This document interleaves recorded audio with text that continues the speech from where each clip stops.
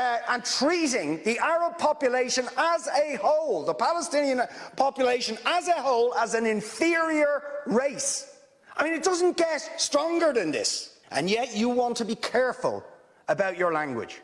You're happy to correctly use the most strong and robust language to describe the crimes against humanity of Vladimir Putin, but you will not use the same strength of language when it comes to describing Israel's treatment of the Palestinians, when it is now being documented and detailed by two of the most respected human rights organisations in the world, and indeed has been alleged by dozens and dozens of non-governmental organisations, and to be honest, anybody who looks honestly at the decades of brutal, inhumane persecution of the Palestinians, successive assaults on Gaza, the annexation of their land and territory, the systematic application of apartheid rules, you don't want to even use the word apartheid.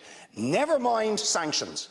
5 days sanctions against Putin and his thugs, 70 years of oppression by the Palestinians, and it wouldn't be, what was the word you used? It wouldn't be helpful to impose sanctions.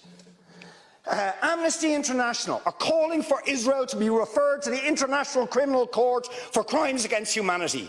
Will you support it? They are calling for targeted sanctions against Israeli officials who are perpetuating the system of apartheid, just exactly the same types of sanctions you've just initiated against Vladimir Putin. Will you support it?